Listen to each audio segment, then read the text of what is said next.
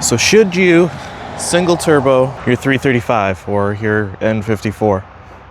Probably. So for those of you who don't know, my name is Jesse. This is my 2008 BMW 335 with a big single, and today I want to talk about if and why you should single turbo your 335. So if you have one of these cars, one of these straight sixes from BMW, and it's your daily driver, honestly probably shouldn't single turbo it, but you know, if you feel like it, hey. Now, I've had this single turbo like a month now, I think. A side note, I just found one of my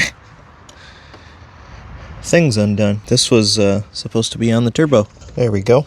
So yeah, this is my single turbo. This is a Pulsar G35 1050 6862. It's got a 3.5 inch downpipe. This kit was made by Bimmerfab, and it's a close to equal length kit, so it sounds really nice. T51 R-Mod cover, so you get that really loud turbo spool, and I don't have an exhaust at the moment because I'm broke. So if you're thinking about what turbo options you have, I mean, you obviously have the upgraded twins for the N54 specifically. N55 and B58 I don't really have much experience with, so I'm mainly just going to be talking about the N54, but I had upgraded 17Ts on this car when my first engine blew, which that's another thing too.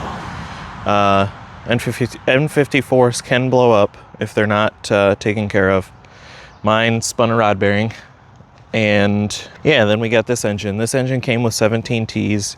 That seemed like they were okay, but then the wastegate seized, and I had a bunch of boost issues. So because of that, I needed a turbo, or two turbos technically, because it was twin turbo. And you know, I was thinking to myself, if I go back to stock, like what was on my first engine, I'm losing 100 horsepower. And if I buy the eBay China 17Ts again, it's like a 50-50 shot if they actually work.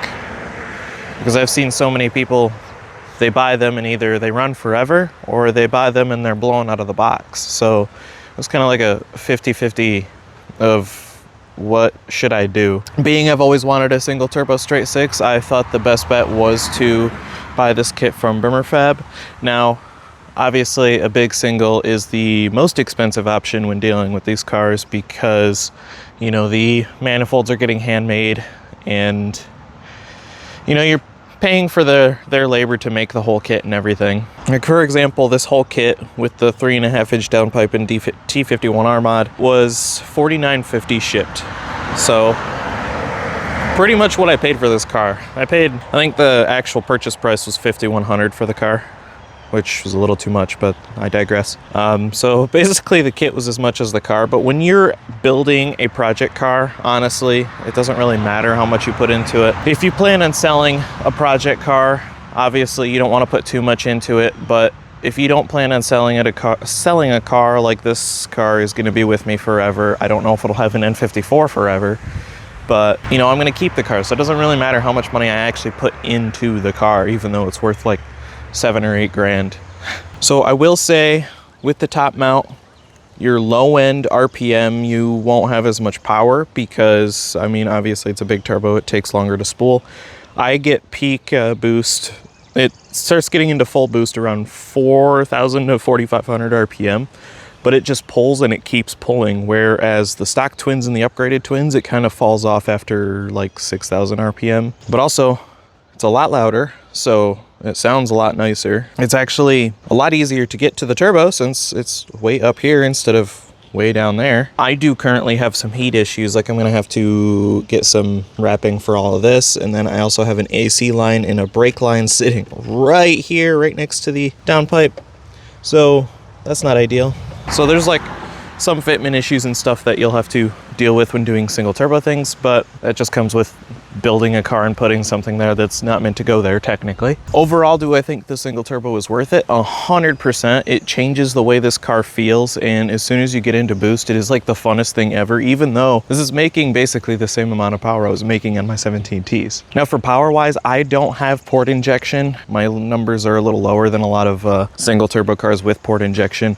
I would guesstimate 550 to 600 on ethanol specifically. It's running a E30 or E40 mix, and it's running 20 pounds of boost. I'm kind of capped right there too, because my tuner, John from JSR, said my high pressure fuel pump is, the pressures are dropping a little too much. It's sometimes dipping under 1500, so that's not ideal. The pump itself is newer, it's got like maybe 5,000 miles on it, so that should be fine. Just, you know, we're putting a lot of stress on that pump. Now that's also another thing. If you're single turboing your car, you got to make sure that everything is up to par for it. So like if I had 160,000 mile injectors, 160,000 mile high pressure fuel pump, and a stock low pressure fuel pump, there's no way this thing would want to run correctly. An injector would probably go bad, high pressure fuel pump go bad, and the stock low pressure fuel pump just cannot, it can't keep up. My car specifically, it has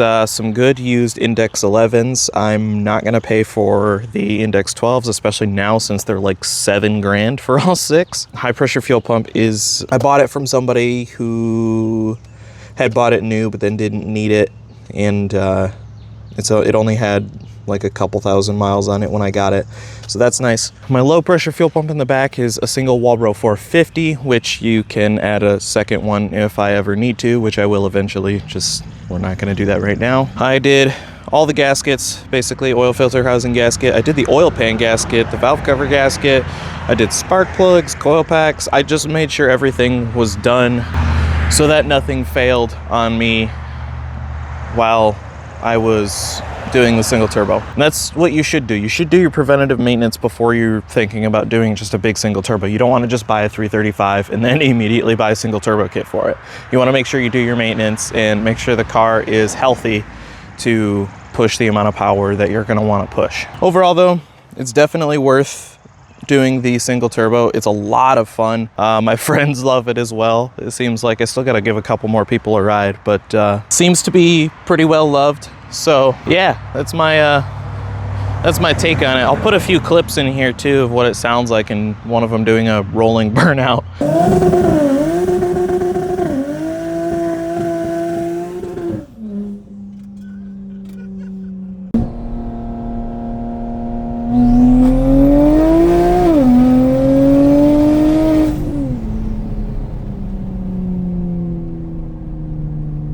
That was fun. But yeah, let me know your guys' thoughts if you were thinking about buying a 335, and I'll see you guys in the next video. Peace.